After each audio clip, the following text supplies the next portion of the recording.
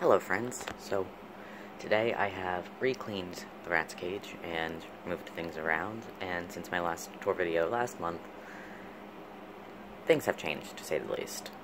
Mostly because some, not gonna name names, rats have destroyed a lot of the stuff, and also because, well, I like adding things. It's fun to add things to the rat cage. Anyway, so as you can see, we still have the hardware cloth covering it. However, the majority of the zip ties have been chewed through, and I've been using pipe cleaners and paper clips to keep some spots in place while I wait to get wire to fully attach or reattach the hardware cloth in a way that they won't chew through. Fun fact, rats do not like to chew on metal, so if you're ever going to cover your cage in hardware cloth, I would suggest not zip ties. Do not use zip ties, unless they're the metal zip ties, which apparently exist but cost a small fortune. I would use metal wire or pipe cleaners, because they will not chew through that, because it feels weird and they don't like it. So, now let us begin. We'll start, where should we start? Let's start on the top. So, I'm going to open this door nice like that. And right here on this very top level, we have a plastic Coke bottle that I cut and made sure the edges were nice and smooth, that they've already chewed on slightly. They don't eat it or anything, it's just something they like to chew on, and since, for whatever reason, my rats love to chew on plastic, I thought this was a good way to give them something that they can chew on and help deter them from chewing on things I don't like them chewing on. For example, shelves. Or their huts. You know, details. Right here we have a nice wooden hut. I always forget what type this is. I think this was one of the Katie larger huts. I forget. Who knows? I don't, that's for sure. And inside I have pieces of fleece that I cut up that they can use for bedding.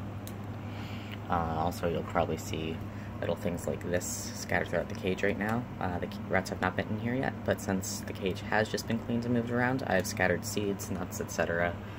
to be like, oh sweet, yeah, this is okay, I'm alright with food.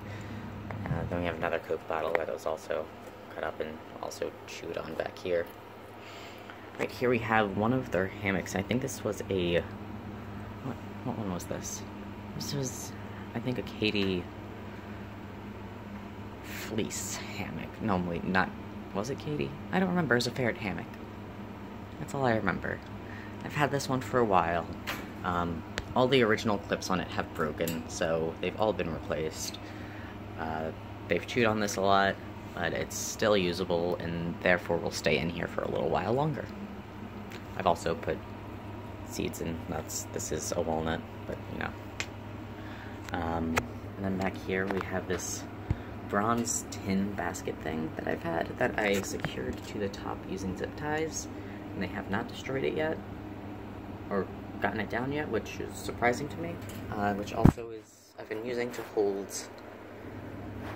fleece and bedding and nesting material for them to forage and grab at. And then we have an igloo right here. I think I've only ever bought one igloo, and the rest I've just somehow acquired. Because I currently have 3 igloos. Huh. Interesting. Anyway. That's currently empty, that way they can just bring stuff in it that they want to. And right here is a nice box, which actually was the box that my Rat Pack monthly subscription came in, which was an alright thing. It was pretty cool. Had some cool stuff. And also is currently containing fleece strips and seeds and nuts for them to explore, since as you can probably tell by the fact that it's still in one piece, they haven't used. When I cut the hole in the top of this flap was starting to come undone, so I used a binder clip to secure it. And when I give them cardboard boxes to use as huts, I like to give them at least 2 entrances to, that way they don't feel like they're stuck, or especially if 2 of them are arguing and Well, you guys know how it is. And on the doors to this cage, I have a lava ledge right here, which when closed, goes right next to here. This originally was further down in the cage, however, I would realize that when one of the rats jumped from like here to here, sometimes they would go like this and then fall 2 stories. So my solution was to put this lava ledge right here, and now it seems to be working. They jump onto this and then are able to climb across a lot easier than they were before. Right here we have a nice wheel that they never stop using ever. Yeah, I have 5 of my 7 rats enjoy using this. One of them didn't used to use it, but then just started seeing others using it. It was like, oh, that seems like a great idea. However, he doesn't really ever get time to use it because the girls push him off. My boy is neutered, so we're all good. And on this door, we have another lava ledge and a branch. These are both used to get from this shelf down here to this one right up here. Oh, this door also contains, this is a new thing I just got, it's a lava star. So, as you can tell by this, they like chewing on the lava ledges, so maybe this lava star will be fun for them to chew. And going from this level right here down, we have a ladder, which is actually a bird toy. A lot of the stuff I have in here, especially the perches and such, are all bird toys, because birds. This ladder, they like to climb up to here. Sometimes it's kind of funny seeing them trying to carry nesting material up this ladder, up onto this ledge, especially if the nesting material is too big, and then I just start laughing, but you know, details. I also have this crazy branch, which I've had for a long while now. Might need to replace it soon, because, not that it's damaged, just because, you know, after time things start to get gross, especially wood items. And they will tend to jump onto this before going to the purple lava ledge, and then the branch, and then to this level right here. Which is, oh wait, here's a better way to see that. Jump from here, to here, to here, to here, to here. Yay, physics. And this right here is a hammock that I made out of an old fleece liner, because I no longer use fleece liners, and this one I don't think was ever used as a fleece liner, but you know, details. It has some nuts and seeds in it, and I just cut out a piece of the fleece liner, tied string to it, and tied the string to clips, and then attached the clips to the underside of here. And then right here, this is a little piñata I made, that has a couple treats in it and bedding material, and will be a bit more of a difficult challenge, except I now realize it's right next to the hammock and it's probably going to be relatively easy to grab, except the hammock is not exactly, so maybe it will be difficult, who knows? I don't, that's for sure. And then down here underneath of the wheel, I have another igloo that is full of nesting material, such as scraps of paper, cardboard, and fleece scraps. And there's this ledge perch right here, so that way they can more easily get onto the wheel, rather than just attempting to jump from ground level to the wheel. And right in front of this igloo, I have half of a space pod that was sent to me by accident instead of sending the entire thing. So I got a replacement for that, as well as getting to keep this singular half. And inside of that, I currently have some Katie Crispy Chews and a pumice stone for them to chew on. They've never used the Crispy Chews, those are new, so we're going to see how they like them. And then we move on over. And we have this nice, what used to be a bird perch foraging toy, but then they chewed up almost all of the wood, so now it just kind of stays here as something else they can chew on. As soon as this gets... Actually, I have no idea when I'm going to remove this, but they like chewing on it, so it stays. And behind that we have a shoebox that has been cut up and chewed up and everything really that I've filled with different types of nesting material, including some nice tissue paper, which I assume that they'll like because they're weird. In front of that we have their willow barbell, which is also a new thing, and we'll see if they actually like that, because I'm kind of curious to see them carry it around like this, just like that. And I think that'd be adorable to see, although I don't think they'll actually do that. I think they'll end up chewing these things off completely before doing anything with this. That's my hypothesis anyway. And right here I have a food bowl that attaches to the cage side right there, but I can also, you know, just easily, hold on, apparently not easily, oh wait, I just put it in, easily remove, and then I can put it back, and that helps to be able to fill and such, as long, there's the answer. I'm supposed to move this first. Also, that's my rat too. Yeah. Then their water bottle is right here.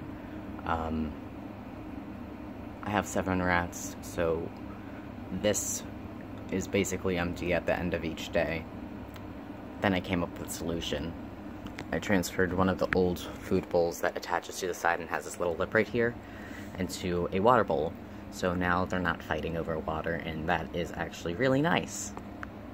And then also right here I have an old cat food ceramic dish that I've filled with food, because as you can imagine with 7 rats I tend to go through food pretty quickly, and I don't like having to worry that I didn't give them enough food, because I still don't understand how much food they eat, and I tend to find large hordes of food in the cage on cleaning day, so who knows? Not me, that's for sure.